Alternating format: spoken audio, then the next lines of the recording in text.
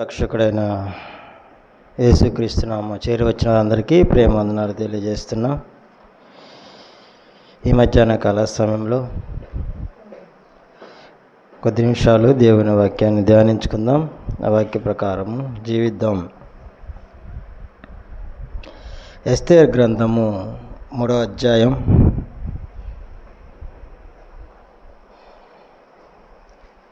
3వ అధ్యాయంలో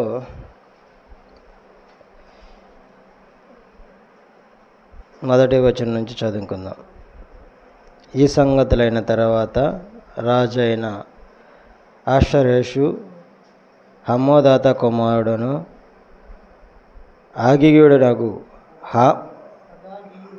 అగాగీయుడగు హామానును గణపరిచి వాని హెచ్చించి వాని పీఠమును తన దగ్గరున్న అధిపతులందరికంటే ఎత్తుగా నుంచెను. కాబట్టి రాజు గుమ్మమున రాజసేవకులందరూ రాజాజ్ఞానుసారముగా మోకాళ్ళుని హామానునకు నమస్కరించిరి. మొర్దెకై వంగకయు నమస్కారము చేయకయుండగా రాజు గుమ్మనున్న రాజసేవకులు, నువ్వు రాజాజ్ఞను ఎందుకు మీరుచున్నావు అని మొర్దెకైని అడిగిరి.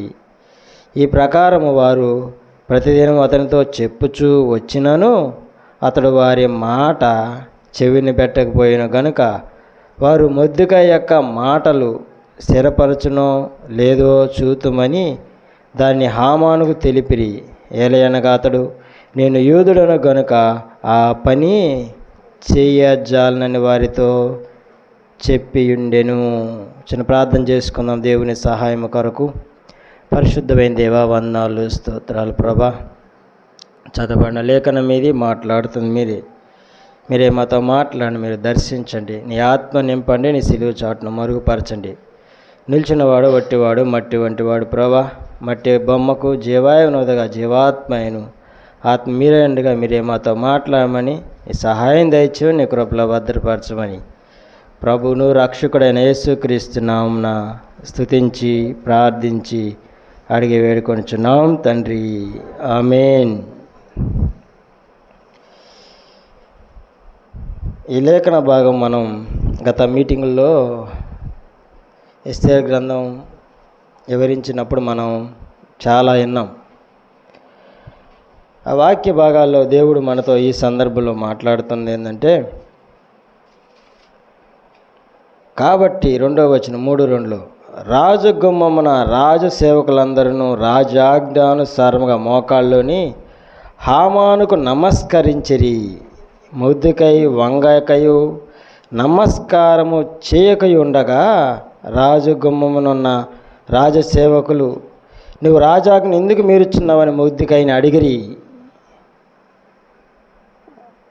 అందుకు మొర్దెకై ఏం చెప్పాడు? నేను యూదుడిని కనుక ఆ పని చేయజాలను. 4వ వచనం చివరిలో ఉంది. నేను యూదుడును గనుక ఆ పని చేయజాలనని వారితో చెప్పియుండెను. వాళ్ళు ప్రతిదినము హెచ్చరిస్తూనే ఉన్నారు ఎవరిని? మొర్దెకైని. నువ్వేంటి అందరూ హామాను రాగానే హామానుకు వంగి నమస్కరిస్తున్నాడు, కానీ నువ్వెందుకని వంగట్లేదు? ఎందుకని నువ్వు నమస్కరించట్లేదు? హామాను మనకు అధికారి అయి ఉన్నాడు. ఇక్కడ ఆయన హెచ్చించి అధికారం ఇచ్చాడు. దాని పీఠం తన దగ్గర నన్ను అధిపతులందరికంటే ఎత్తుగా రాజు అహష్వేరోషు రాజు దగ్గర పెట్టుకొని ఆయనకంటే ఎత్తుగా ఉంచుకున్నాడు.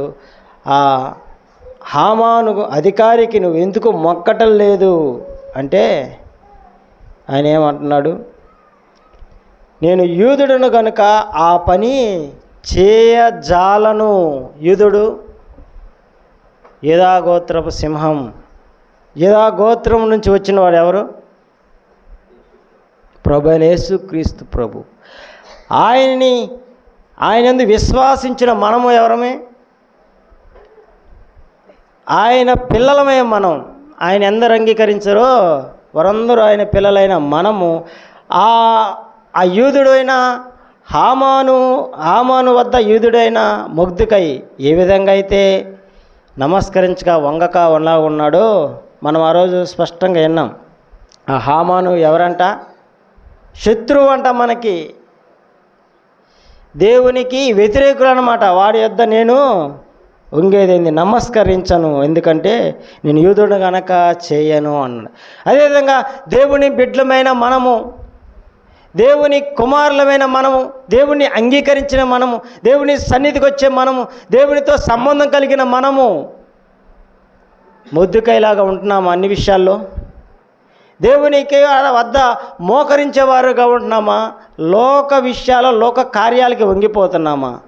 దేవుని సన్నిధికి దూరమైన వారుగా ఉండి లోక సంబంధం వాడికి దగ్గరగా ఉంటున్నామా?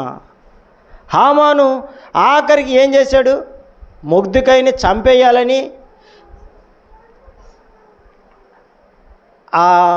అతను చేసిన పొరపాటు ఏంటంటే హామాను మొర్దెకై ఒక్కరినే చంపేసి సింపుల్గా.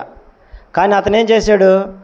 అతనితో పాటు ఆ వంశం ఎవరైతే ఉన్నారో ఆ జాతి మొత్తాన్ని అంతం చేయాలనుకున్నాడు. అతను చేసిన పొరపాటు అదే.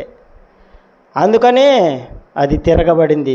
దేవుని వంశము, దేవుని గోత్రము, దేవుని ప్రభువైన యేసుక్రీస్తు వారు వచ్చిన ఆ వంశంలో వారిని అంతం చేయటం అంతా ఈజీ విషయం కాదు.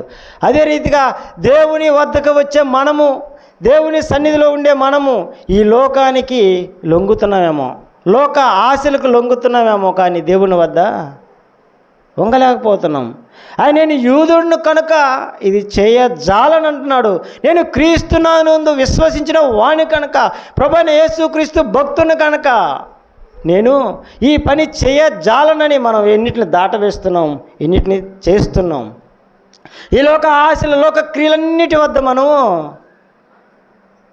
బానిసలుగా అయిపోతున్నాం. అపవాదికి, శత్రువుకి మనము బానిసలైన వారుగా ఉన్నాం. వాటికి మోకరించి నమస్కరించే వారుగా ఉన్నాం. హామాను మొర్దెకైని చంపేయాలని ఒక ఊరికొయ్యి ఏర్పాటు సిద్ధ చేసి పెడతాడు. మొర్దెకైని చంపాలని హామాను చివరికి ఏం చేసి తెలుసా? అతను ఏర్పాటు చేసిన ఉరి, మొర్దెకైకి ఏర్పాటు చేసిన ఉరి హామాను సిద్ధపరిచాడు. కానీ చివరికి హామానే ఉరి తీయబడ్డాడు. దేవునికి వ్యతిరేకమైన కార్యము చేయాలని చూశాడు. ఆయన ఏమయ్యాడు? ఉరి తీయబడ్డాడు. తాను చేసుకున్న గుంటలో తానే పడ్డాడనే సామెత, ఆ వాక్యం అక్కడ నెరవేర్చాడు. దేవునికి వ్యతిరేకమైన క్రియ చేయాలనుకున్నాడు. దేవుని సన్నిధిలో నేను వంగను అని, దేవుని సన్నిధి తప్ప నేను ఎక్కడా వంగనని, ఎక్కడా మోకరించని, ఎవరికి నమస్కారం చేయనని, దేవునికి వ్యతిరేకుల మధ్య నేను నమస్కారం చేయనని మొర్దెకై నిర్ణయం తీసుకున్నాడు. మొర్దెకై వంగకయు నమస్కారము చేయనుండుట హామాను చూసినప్పుడు బహుగా కోపగించి మొర్దెకై ప్రాణము మాత్రము తీట స్వల్ప కార్యమని యోచించి, మొర్దెకై యొక్క జనులు ఎవరైనా తీసుకొని ఆషవేరోషు యొక్క రాజ్యం అంతట నుండి మొర్దెకై సర్వజనులకు యూదులందరినీ సంహరించుటకు ఆలోచన చేసిరి. ఆ శత్రువు వద్ద మనం మోకరించితే ఆ శత్రువు ఏం చేస్తాడ? మనలందరినీ హతము చేయాలని, ఈ లోకం దేవుని నమ్మిన వారిని అందరినీ, దేవుని విశ్వసించిన వారందరినీ అపవాదిలో పడగొట్టి అపవాది క్రియల వద్ద జరిగించాలని, మన యొద్ద మనతోటి దేవుని నమ్మిన వారితోటి అపవాది క్రియలు జరిగించడానికి అపవాది సిద్ధంగా ఉంటాడు. అపవాది ఎప్పుడు దేవుని నమ్మిన విశ్వాసులనే పట్టుకుంటాడు అపవాది. ఎందుకంటే దేవుని నమ్మనోడితో వాడికి ఎప్పుడు పని లేదు. ఎందుకు? వాడు బిడ్డలే, అపవాది బిడ్డలే, సాతాను బిడ్డలే, శత్రువు బిడ్డలే. వాడిని పట్టుకొని ఏం ఉపయోగం? వాడు చేసేది అపవాది క్రియలే. కానీ దేవుని నమ్మిన వారు, దేవుని విశ్వసించేవారు, దేవుని సన్నిధికి వచ్చేవారు, దేవునితో వాక్యంలో నడుస్తూ ఉన్నవాడిని, దేవుని వాక్యానుసారంగా జీవించేవారిని అపవాది పట్టుకొని ఏం చేస్తాడు? వారిని వారి వైపుకు లాక్కుంటాడు. మొదటిగా వారిని వంగని ప్రజలుగా ఉన్నవాడిని వంగించుకుంటాడు. ఇది నిజమా అని ఒకరిని మోసం చేశాడు అపవాది. ఇది నిజమా అన్నాడు. ఎవరితోటి? అవ్వతో అన్నాడు. ఇది నిజమా అన్నాడు. ఆమె నిజాన్ని మర్చిపోయి అపవాదితో పడిపోయింది. అపవాది కాడ వంగిందే, లొంగిందే, పాపము చేసి దేవునికి దూరముగా పారిపోయింది. దేవుని దర్శనాన్ని కోల్పోయారు. ఆ నిత్య జీవంలో ఉండవలసిన వాళ్ళు ఎక్కడికి వెళ్ళిపోయారు? ఏదేని తోటలో నుండి నెట్టివేయబడ్డారు. అపవాదితో సంబంధం కలిగి ఉండటం వల్ల దేవునికి దూరమయ్యారు. నీవు నేను మనందరము దేవుని సన్నిధిలో నివసించే మనందరము దేవుని వాక్యానుసారంగా జీవించకుండా, దేవుని వాక్యంలో దేవుని సన్నిధిలో పరిచర్లో పాల్గొనకుండా లోకరీత్యా లోకాశలో మనం పరిగెడుతూ ఉంటే నువ్వు దేవుని కాడ మోకరిస్తున్నావేమో భౌతికంగా, కానీ అపవాదికి ఆత్మీయంగా నీ హృదయాన్ని నువ్వు అప్పగించావు. దేవుని మాటలు లెక్క చేయకుండా నీ ఇష్టానుసారంగా జీవిస్తుంటే నువ్వు దేవుని నమ్మాను అనుకుంటున్నావేమో. అది భౌతికంగానే. దేవుడు ఆత్మ కనుక ఆయన ఆరాధించేవారు ఆత్మతోనూ సత్యంతోనూ ఆరాధించాలి. దేవుడు నీతో మాట్లాడుతుండా, దేవుడు నిన్ను హెచ్చరిస్తుండా. ఇంకా నువ్వు లోకం వైపు వెళ్తూ లోకానికి సాష్టాంగపడి నమస్కరిస్తూ ఈ లోకాశలో, లోకంలో ఉన్నదంతా ఏంటి? లోకంలో ఉన్నదంతా శరీరాశ, నేత్రాశ, జీవపు డంబము. వాటిలో మనము జీవిస్తూ దేవునితో జీవిస్తున్నాం అనుకుంటున్నాము. ఇది జీవాహారం, ఇది జీవ జలము, నిత్య జీవమునిచ్చేవి. కానీ అవి భౌతికంగానే మనం భుజిస్తున్నాం. కానీ ఆత్మీయంగా వాక్య ప్రకారం మనం అనుసరించక హామాను లాంటి అపవాదికి మనము చోటిస్తున్నాం. మన క్రియల్లో, మన హృదయంలో, మన మాటల్లో, మన ప్రవర్తనలో దేవునికి మనము దూరస్తులంగా ఉన్నాము. దేవుని సన్నిధికి దూరస్తులుగా జీవిస్తున్నాము. ఆత్మీయంగా శరీరంగా దగ్గరగా సన్నిధిలో కూర్చొని ఉన్నావేమో, కానీ నీ ఆత్మ దేనిని వెతుకుతుందో, నీ ఆత్మ, నీ మనసు దేని వైపు పోతున్నదో, నువ్వు దేవుని వద్ద భౌతికంగా వంగి నమస్కరిస్తున్నావేమో, ఆత్మీయంగా నువ్వు దేని వైపు నీ చూపు ఉన్నదో, దేని వైపు నీ మనస్సు ఉన్నదో, అదే నీ ఫలితము, నీ వచ్చేది దాని ఫలితం. ఈ హామాను ఆయన్ని చంపాలని చూశాడు. ఎవరిని? మొర్దెకైని, వాళ్ళ వంశం వాళ్ళందరినీ, యూదులందరినీ చంపాలనుకున్నాడు. కానీ ఆయన, మనం దావీదు చూసాం కదా, గొల్యాతుని చంపేటప్పుడు దావీదు ఏమని పలుకుతాడు? ఈ సున్నతి లేనివారు, ఈ సున్నతి లేని ఫిలిస్తీయుడు, వాడు హైట్ని చూడలా, వాడు బలభ్రాతం చూడలా, వాడు వెనక మన సైన్యాన్ని చూడలా. దావీదు ఏం చూశాడు? ఈ సున్నతి లేని వాడు జీవాతి జీవుడు, దేవుడు పరలోకమందు దేవుని మీదకి దూకాలను చూస్తాడా, అపహసించి మాట్లాడతాడా అని దేవుని వైపు చూసి దావీదు గొల్యాతుని చంపడానికి ముందు అడిగేశారు. ఎంతమంది సైన్యం, ఎంతమంది ఉన్నా ఏం చేశారు వాళ్ళ ఆ గొల్యాతు రూపాన్ని చూసి, ఆ హైటుని చూసి, ఆయన వెనక ఉన్న సేనాన్ని చూసి, లేకపోతే అతను చేసిన విజయాలను చూసి వాళ్ళు అందరూ వాడిని చూసి భయపడుతున్నారు, పోతే చంపేస్తారని. కానీ దావీదు ఏం చేశాడు? నేనున్నది సర్వోన్నతుడు, దేవాతి దేవుడు, పరిశుద్ధమైన దేవుడు, ఆయన నా పక్షాన ఉండగా నాకు విరోధి ఎవడు? వాడంతా సున్నతి లేనివాడు, అపవాది సంబంధి. వాడు ఎంత అపవాదిని ప్రభువైన యేసుక్రీస్తు వారు ఎప్పుడో కొట్టివేశాడు, చంపివేశాడు, తీసివేశాడు. అలాంటి వాడిని చూసి దావీదు తన గొర్రెల కాపరపడో సింహాల నుంచి విడుదల చేసి ఉంటాడు, తోడేళ్ళ నుంచి గొర్రెలను విడుదల చేసి, ఎంత బలాఢ్యుడై ఉండొచ్చు, కానీ తన బలాన్ని తాను చెప్పుకోలా. దేవుని గురించి చెప్పాడు, అతని గురించి చెప్పలా. అతను సున్నతి లేనివాడు, దేవుని ఎరిగినవాడు, అపవాది సంబంధి. వాడిని చూసి మనం భయపడేది ఏందని పోయి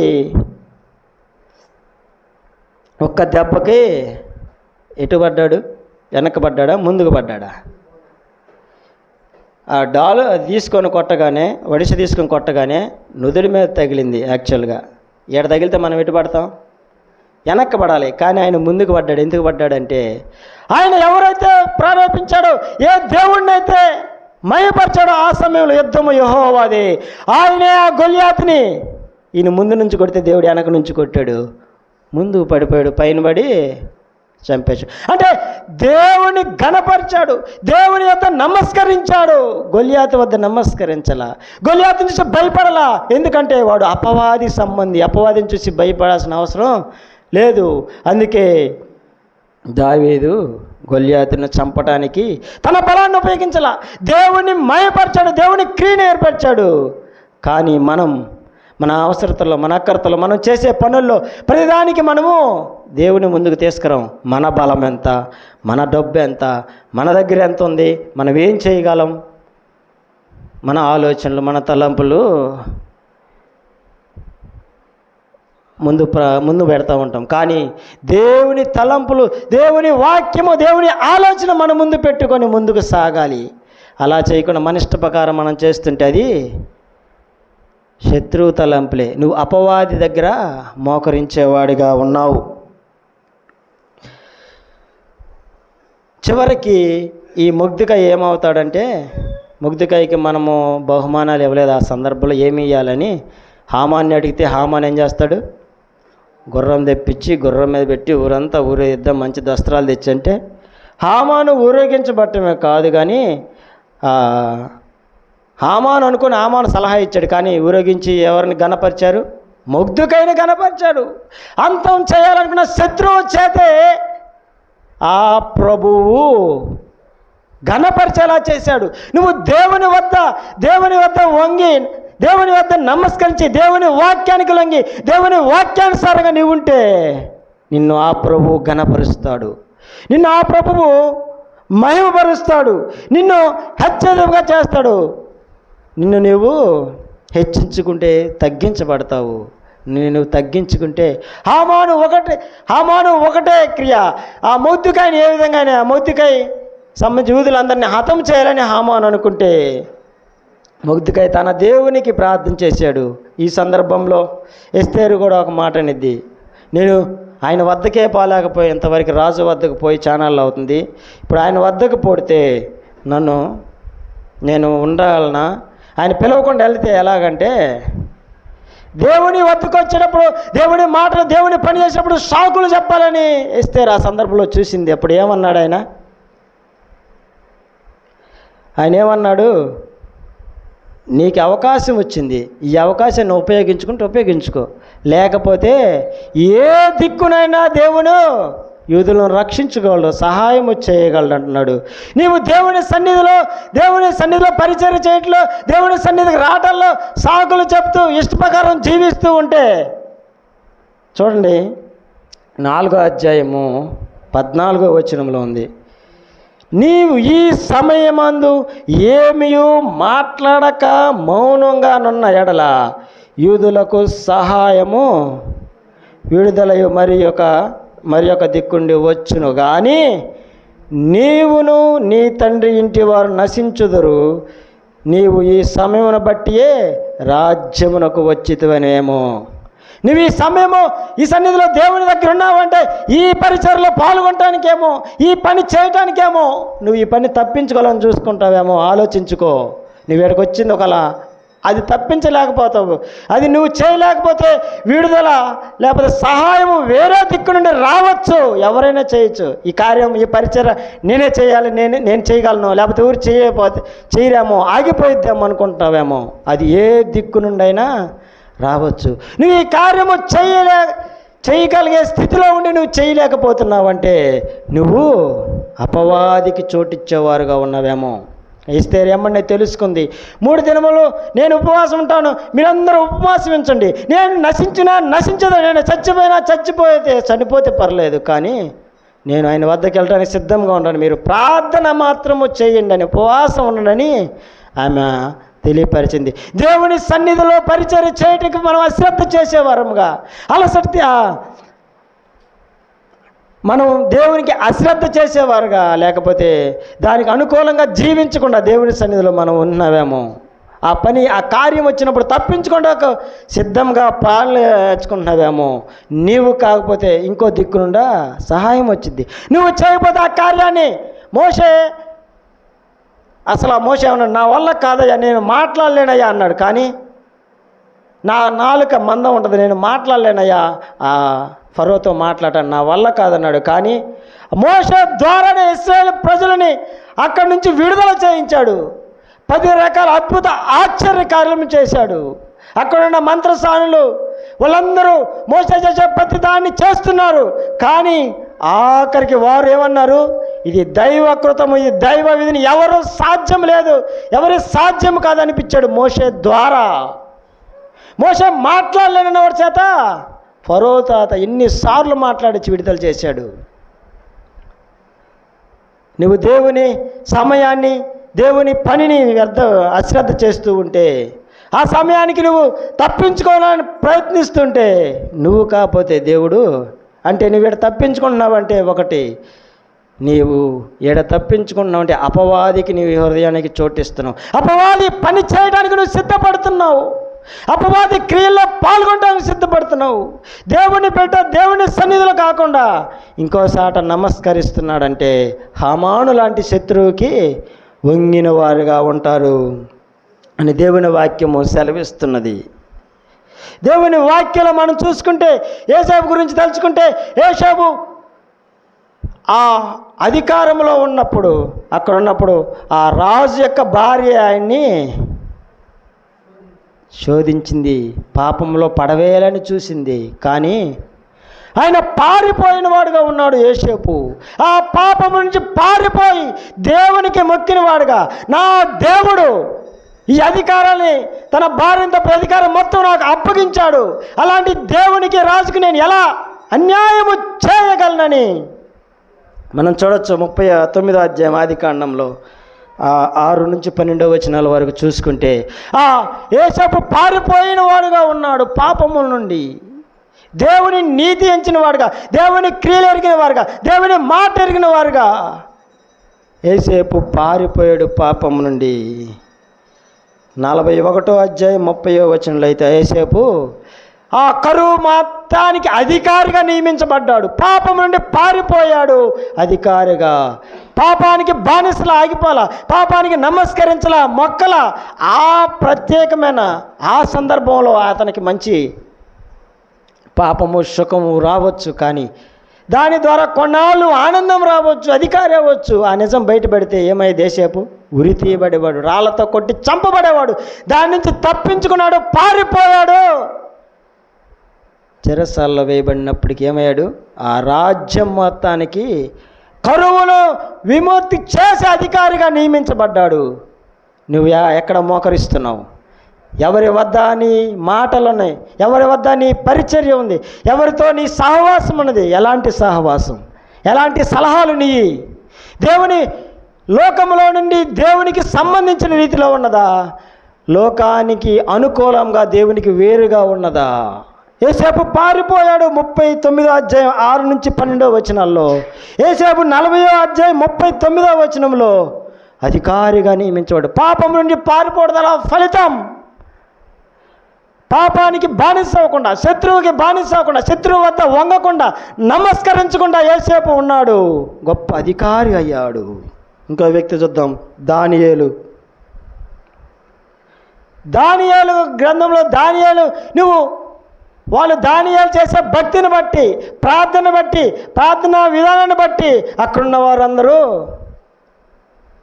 దానియేలు దేవునికి ప్రార్థన చేయకుండా ఉండాలని ప్లాన్ వేశారు. రాజు వద్దకు వచ్చి, ప్రియా, ఈ రాజ్యంలో ఉన్న వారందరూ నీకు తప్ప మరి ఎవరికి మొక్కకూడదని ఒక జీవో పాస్ చేపించారు. అయితే దానియేలు మాత్రం తన ఇంటిలోకి పోయి కిటికీ తీసుకొని దేవునికి వైపు తిరిగి ప్రార్థన చేస్తూ ఉన్నాడు. అందరూ చూసి దేవుని వద్దకు పోయి చెప్పారు. అయినాను ఆ ఆజ్ఞ వచ్చినప్పటికీ, ఆ జీవం వచ్చినప్పుడు, ఆ చట్టం వచ్చినప్పటికీ దేవునికే నమస్కరించాడు, కానీ ఆ రాజుకు నమస్కరించాలి. అక్కడ ఉన్నది అదే, ఆ రాజుకు మాత్రమే నమస్కరించాలి. కానీ దానియేలు మతికి ఏమాత్రం అపవాదికి, లోకానికి, లోక నీతిలో రాజు అయినప్పటికీ అతనికి లొంగల. హామాను కూడా అదే పరిస్థితి కదా. హామాను ఆ రాజ్యంలో ఒక అధికారి, వాడికి మొక్కాలని అందరూ మొక్కుతున్నారు హామాను దగ్గర, కానీ ముగ్ధుకై మొక్కలేదు. అందరూ మొక్కుతున్నారు ఆ రాజు దగ్గర, కానీ దానియేలు మాత్రము తన గదిలోకి పోయి ఆ కిటికీ తీసుకొని దేవుని వైపు తిరిగి యెరూషలేము వైపు తిరిగి ప్రార్థన చేస్తున్నాడు. దానిని వారు తప్పుగా భావించి దానియేలుని అక్కడేసారి తీసుకుపోయి సింహాల బోనులో వేశారు. ఆయన ఇచ్చిన చట్టానికి వ్యతిరేకంగా చేసిన సింహాల బోనులో వేసినప్పటికీ దానియేలు దేవునికి ప్రార్థన చేసుకుంటుంటే ఆయన ఎదురుగా ఆ సింహం కూడా ప్రార్థన చేసిన రీతిగా చూడవచ్చు.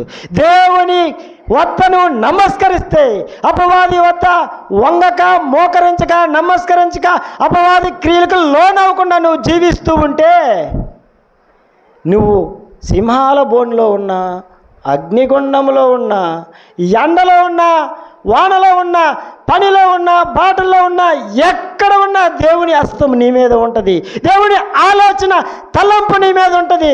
దేవుడు నిన్ను రక్షిస్తాడు, విడుదల చేస్తాడు. నువ్వు అపవాది క్రియలలో పాల్గొంటూ అపవాది మాటల ప్రకారం లోక క్రియల్లో నువ్వు జీవిస్తూ ఉంటే ఈ సమయం నీకు ఆనందం ఉండవచ్చు, ఈ సమయం నీకు సుఖం ఉండవచ్చు. ఏసేపుకి ఆ సమయంలో సుఖం లేదా? ఏసేపు ఆ సమయంలో ఆ పాపము ఆ సమయంలో అపవాదికి బానిస అయి ఉంటే ఏసేపుకి ఆ సమయం ఎంత ఆనందం, ఎంత సుఖం. ఏసేపు రాణితో రాజులాగా ఉండేవాడేమో ఆ సందర్భంలో, ఆ క్షణాల్లో, ఆ కొన్ని రోజులు. తర్వాత ఏసేపు పరిస్థితి ఏంది? అపవాది క్రియలు, అపవాది ఏం చేస్తాడు? అగ్నిగుండంలో పడవేసేది. కానీ ఏసేపు అనగా అర్థం ఏంటి? ఏసేపు అనగా అభివృద్ధి చెందేది కొమ్మ. ఒక కొమ్మ ఎలా అభివృద్ధి చెందిందో ఆ ఏసేపు జీవితం తన అన్నదమ్ములే కళ్ళలు పిచ్చడం నెట్టేశారు, అన్నదమ్ములే లోయలో పడేశారు, అన్నదమ్ములే వాళ్ళకి అమ్ముకున్నారు, ఆడకపోయినా వాళ్ళు చెరసాల్లో వేసారు. ఎన్ని ఇబ్బందులు ఏసేపు. కానీ చివరికి ఏమన్నాడు? ఎవరైతే ఏసేపుని ఇబ్బంది పెట్టారే వాళ్ళ అన్నలు వచ్చి ఆయన దగ్గర సాష్టాంగపడి ఆహారం కోసం బతిమాలుకున్నవాడుగా ఉన్నాడు. యోసేపు పాపం నుండి పారిపోయి దేవుని వద్ద దేవుని నీతిగా నిలబడ్డాడు. అతనికి విడుదల, విమోచన, అతనికి అభివృద్ధి చెందాడు. నిత్యం అభివృద్ధి చెందుతూ యోసేపు ఉన్నంత కాలము ఆ ఇశ్రాయేలు ప్రజలందరూ క్షేమం. ఆయన చనిపోయినాకే కదా ఫరో వచ్చి ఇశ్రాయేలు ప్రజలందరూ ఆ విధంగా ఆ ప్రాంతంలో వాళ్ళు ఎంతో ఇబ్బంది పడ్డారు. ఆ రీతిగా దానియేలు కూడా దేవుని వద్దే మొక్కాడు. దేవుని ఎడబాయక ఆయన ఎన్ని కష్టాలు వచ్చినా విడవకున్నాడు. ఆయన హస్తము సింహం ఏంటి, అగ్నిగుండం ఏంటి, ఏమైనా మనల్ని కాపాడతాయి. మనం ఎలా ఉండాలా? లోకం వైపు వంగకూడదు, లోకం వైపు మోకరించకూడదు, నమస్కరించకూడదు. లోకం మేమెందుకు మోకరిస్తున్నాము, నమస్కరిస్తున్నాం అనుకోక నీలో ఉన్న ప్రతిక్రియ దేవునికి ఇష్టమైనదా, దేవుని సన్నిధికి రావటానికి నడిపించబడేదా, లోకానికి సంబంధించిందా, అపవాదికి సంబంధించిందా, శత్రువుకు సంబంధించిందా, ఈ లోకంలో ఉన్న జీవపు శరీరము, జీవపు డంబము శరీరానికి సంబంధించిందా, ఆత్మకు సంబంధించిందా? లోకానికి సంబంధించిన వాడు లోకంలో జీవిస్తాడు, అది నరకానికి. ఆత్మ సంబంధించి ఆత్మతో నిండినవాడు పరలోకంలో పరిశుద్ధ దేవుని వద్ద ఆ సింహాసనం ఎదుట నిలబడతాడు. నువ్వు ఎవరి సంబంధివి? నువ్వు ఎవరితో సహవాసం ఉన్నది? నీ పని బాటలు, నీ మాటలు, నీ చూపులు, నీ సలహాలు, నీ సూచనలు ఎవరితో ఉన్నాయి? ఎవరు నీకు ఇస్తున్నాడు? ఎలాంటి జీవితం మనం జీవిస్తున్నాం? అది దేవునికి సంబంధంగా ఉన్నదా? దేవుని వాక్యానుసారంగా ఉందా? దేవుడు నీతో ప్రతి క్షణము మాట్లాడుతూనే ఉంటాడు. ఇంకా నువ్వు దేవుని వ్యతిరేకంగా జీవిస్తున్నావా? దేవుని వాక్యం మనతో మాట్లాడుతుంది. ఈ రీతిగా చెప్పుకుంటూ పోతుంటే మనం ఆఖరిగా ఏబుని చూసుకుందాం. ఏబుని అపవాదేగా ఆ విధంగా శోధించింది. అపవాదేగా ఏబుని మొదట దేవుడు వచ్చి చెబుతున్నాడు, ఏబు ఈ భూలోకంలో ఏబు ఉన్నాడు తెలుసు కదా మీకు, ఎంత పరిశుద్ధుడు, ఎంత యథార్థవంతుడు, నీతిమంతుడుగానో ఉన్నాడు చూసావని అపవాదితో దేవుడు పొగుడుతుంటే ఏబుని అపవాది ఏమంటాడు? ఆహా, నువ్వు ఆస్తులు ఇచ్చావు, పిల్లల్ని ఇచ్చావు, అన్నీ ఇచ్చావు, ఆయన నిన్ను స్తుతించి ఎవరిని స్తుతిస్తాడు అంటాడు. అంటే అవన్నీ ఇస్తేనే నువ్వు ఆయన నీ దగ్గర ఉన్నాడు, లేకపోతే నీ వద్దండు. నువ్వు ఆయన పిల్లలు లేకుండా చేయి, నీ సన్నిధిలో ఎందుకుంటాడు? పిల్లలు ఇచ్చే వాళ్ళు ఎవరు ఉంటారు? ఆ మంత్రస్థానాలకు ఆడుకో తిరుగుతూ ఉండేవాడు. నువ్వు అవి ఇచ్చావు కాబట్టి నీ దగ్గర ఉన్నాడు. నువ్వు ఆస్తి ఇచ్చావు కాబట్టి నీ దగ్గర, లేకపోతే ఆస్తి ఇవ్వకపోతే ఆస్తి ఎలా పెంచుకోవాలో ఆ జ్యోతిష్ కాడు, ఆ వ్యాపారుల కాడు ఆడాడు తిరుగుతాడు. నీ కాడు ఎందుకు ఉండేవాడు? అవన్నీ ఇచ్చావు కాబట్టి ఆయన నీకు యథార్థవంతుల్లాగా ఉన్నాడు అంటాడు. సరే అప్పో ఏబు నీకు అప్పగిస్తున్నాను, అతనికి ఏం చేయాలని అది చేసుకోమంటాడు. ఏబుకి ఆస్తి మొత్తం పోయిద్ది, తనకున్న సంతానం మొత్తం పోయిద్ది. అయినా యెహోవా ఇచ్చిన యెహోవా తీసుకొను, ఆయన నామము స్తుతించబడును కాక, ఆయన మహిమపరచును కాక అంటాడు. అపవాదికి మళ్ళా దేవుడు వచ్చి చెప్తాడు, చూసావా ఏబు ఎలా ఉన్నాడు, చూసావా భూలోకానికి పోయి అన్నీ తీసేసిండు. ఆస్తులు తీసేస్తే మళ్ళీ ఎత్తామని ఆయనకి తెలుసు. ఆయన శరీరము, ఆయన ప్రాణం ఉంది కదా, దాన్ని తీసేయి కదంటాడు. సరే ప్రాణం వద్దు కానీ ఆయన శరీరాన్ని ఎలా చేసుకో అలా చేసుకొని ఇష్టం అని అపవాదికి అప్పచేస్తాడు. ఏబేం చేస్తాడు? ఏబు తన ఒళ్ళంతా పుచ్చిపోయి పెంకుతో గీక్కుంటూ ఉంటాడు. తన భార్య, ఎందుకయ్యా ఇంకా ఈ జీవితము, దేవుణ్ణి దూషించి చచ్చిపోక ఎందుకయ్యా, ఎందుకో ఇన్ని కష్టాలు ఇన్ని ఇస్తే ఎందుకయ్యా ఇంకా ఈ జీవితం అంటే, ఆయన ఏమంటాడు? ఆయన మనకి మంచి చేసినప్పుడు, మన బహుమానాలు ఇచ్చినప్పుడు మనం అనుభవించాం కదా, ఇలాంటి దుస్థితి వచ్చినప్పుడు మనము అనుభవించాలి. మూర్ఖురాలు వలె మాట్లాడకపో అంటే, మూర్ఖురాలు వలె అంటే మూర్ఖురాలు అని కూడా అనలేదు. అందుకే దేవుడు ఏమంటాడంటే, ఏబు నోటితో కూడా పాపము చేసిన వాడు కాదు అంటే, ఎన్ని శోధనలు వచ్చినా, ఎన్ని అపవాది కాడ లొంగాల్సిన పద్ధతులు వచ్చినా కూడా ఏబు లొంగిన వాడు కాదు, మొక్కినవాడు కాదు. అయ్యా ఎందుకయ్యా నాకు ఈ కష్టాలు, ఎందుకయ్యా నాకు ఈ పరిస్థితులు, ఈ దుస్థితి ఎందుకయ్యా, నేను ఎంత యథార్థవంతుడిగా ఉన్నాను కదయ్యా అని దేవుని ఎంత నిందించిన వాడు కాదు. అంటే దేవుని నిందించాడంటే అపవాది గద్ద మోకరించిన వాడే, అపవాదిని ఘనపరిచి దేవుని దూషించేవారుగా ఉంటారు. తన భార్య మనసులో వచ్చింది కానీ ఆలోచన, ఆయన దాన్ని కూడా గద్దించిన వాడుగా ఉన్నాడు. ఏబు దేవుని దృష్టికి యథార్థవంతుడు, నీతిమంతుడుగా ప్రారంభం ఉన్నాడు, చివరి వరకు ఉన్నాడు. తన కోల్పోయిందంతా మళ్ళా దేవుని యథార్థంగా. అంటే ఏబు కూడా అపవాది శోధనలు ఎదుర్కొన్నవాడు, అపవాదికి నమస్కరించిన వాడు కాదు. ఈ రీతిగా చెప్పుకుంటూ పోతే నువ్వు దేవుని విడిచి లోకానికి నమస్కరిస్తూ లోకం వైపు తిరిగి నువ్వు జీవిస్తూ ఉంటే ఈ కాసేపు ఈ లోకంలో ఉన్నంత వరకే నీకు ఈ సుఖం ఉండవచ్చు, ఈ ఆనందం ఉండవచ్చు, ఇప్పుడున్న ఆస్తులు, ఐశ్వర్యాలు, ధనము, బలము ఇవన్నీ ఉండవచ్చు. కానీ అవన్నీ ఈ లోకానికి సంబంధించినవే. ప్రభువైన యేసుక్రీస్తు వారు ఈ లోకంలో ఉన్నప్పుడు బాప్తీసం తీసుకున్నప్పుడు ఆయన అపవాది శోధించలేదా?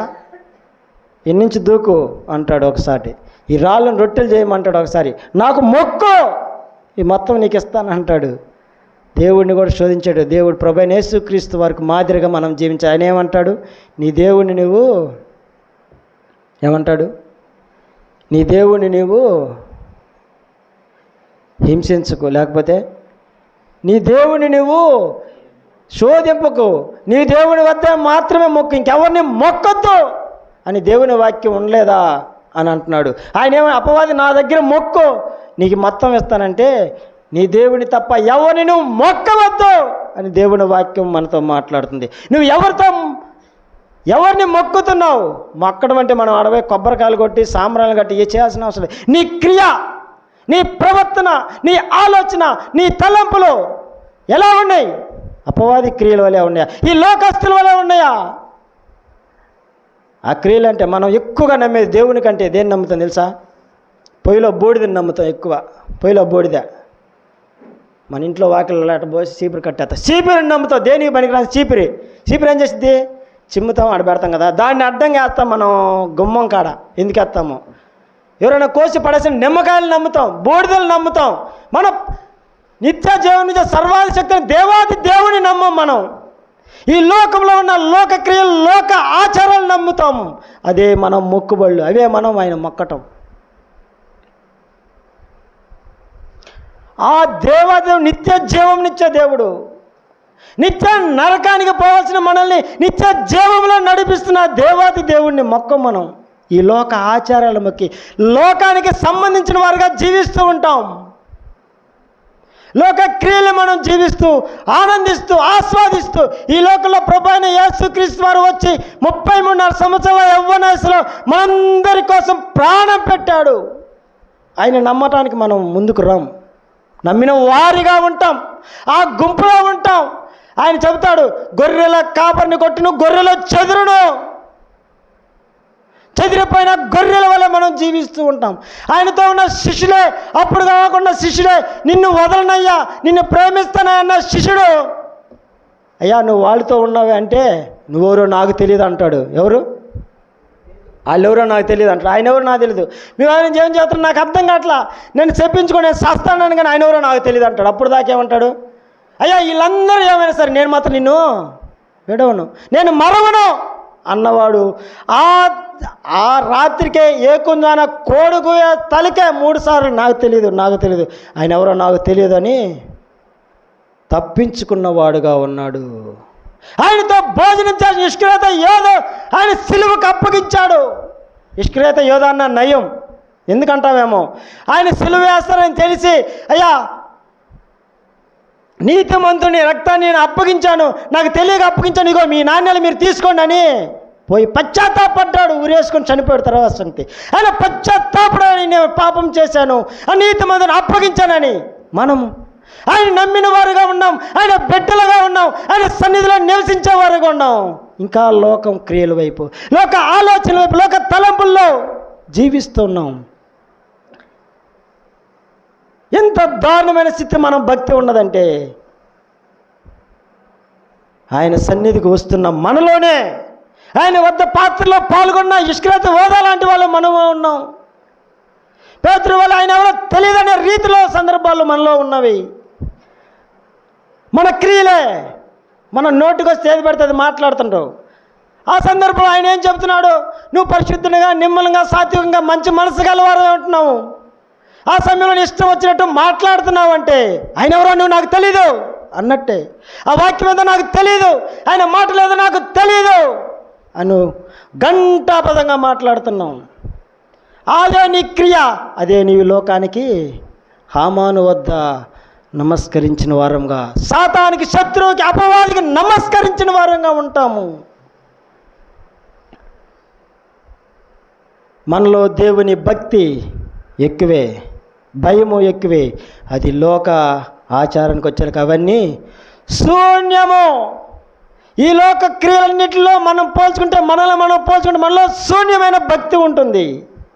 దేవుని సన్నిధికి వచ్చే మనం, దేవుని ఎరిగిన మనం, ఆయన పాత్రలో పాల్గొనే మనం, ఆయన ఆరాధించే మనలో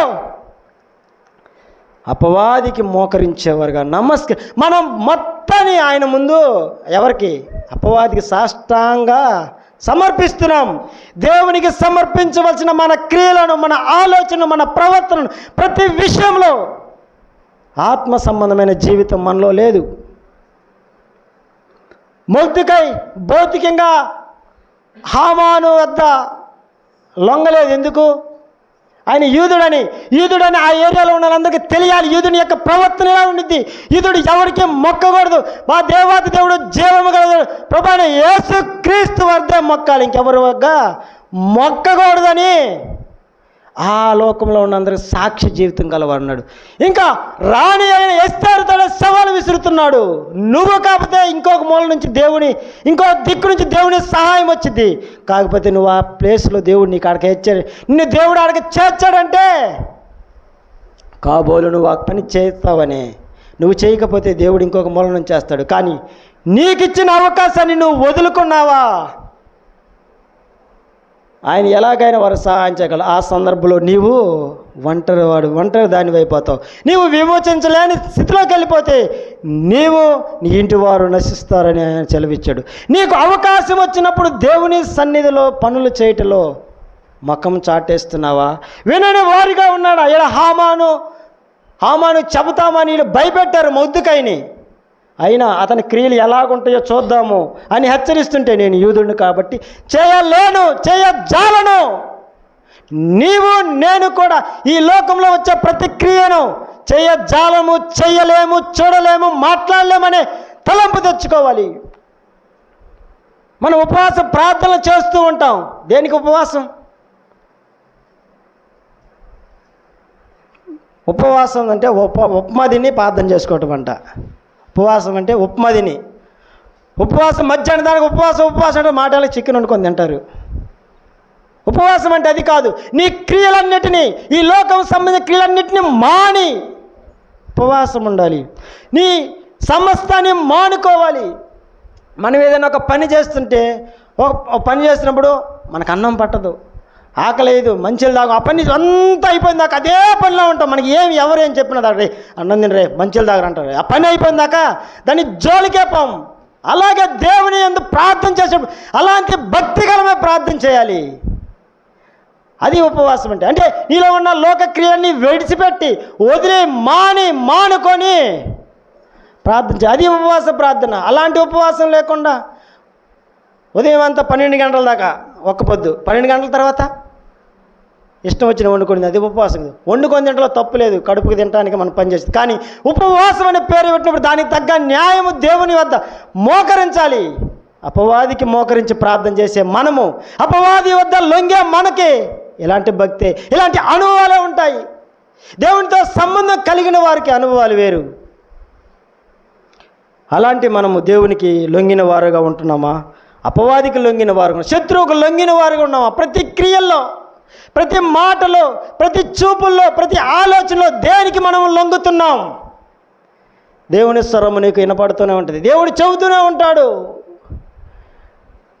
నిన్న నేను ఆ ఊరు నుంచి వస్తున్నా, తిమిత్తపాడు నుంచి వస్తుంటే ఇంకోళ్ళు బయలుదేరిన కాడి నుంచి నాకు చెప్తూ ఉంది, నువ్వు ఏడన్నా ఆపుకో, కాసేపు ఆగు, ఆపుకో కాసేపు ఆగు అని దేవుడు మాట వినపడుతూ ఉంది.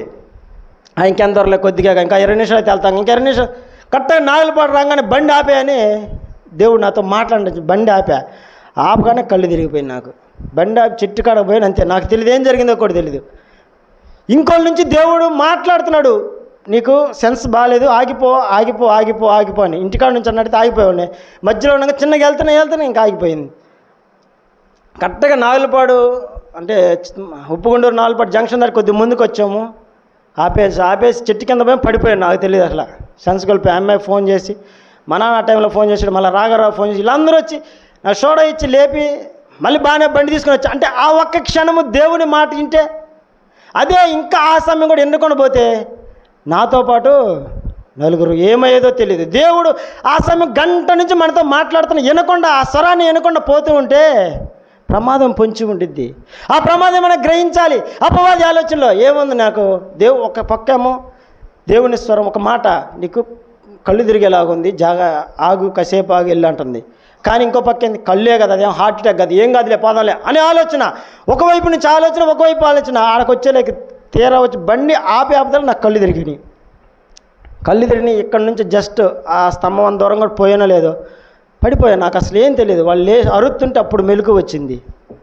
అంటే దేవుని స్వరం మనతో దేవుడు మనతో మాట్లాడుతూ వినకుండా అపవాది ఆలోచనల ప్రకారం వెళుతుంటే అది మనకే, మన ఆత్మీయ జీవితానికే దెబ్బ కొట్టిద్ది.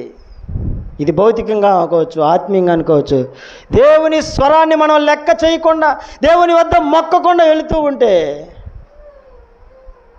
మనకి దేవుని మాట ద్వారా లాభం ఉన్నది, అపవాది మాట ద్వారా నష్టం ఉన్నది. దేవుని మాట మనం లొంగాలి, ఆయన వద్ద మోకరించాలి, ప్రార్థన చేయాలి, విజ్ఞాపనలు చేయాలి, ఆయన వద్ద ఉండాలి.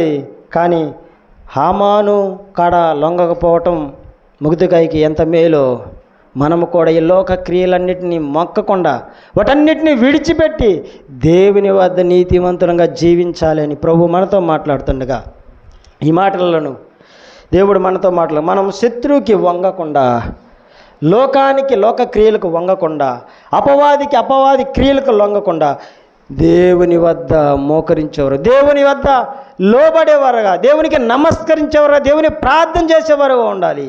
ఈ లోకంలో ఎన్నో క్రియలు, దేనికి బనికి రాని వాటిని మనం నమ్ముతున్నాం.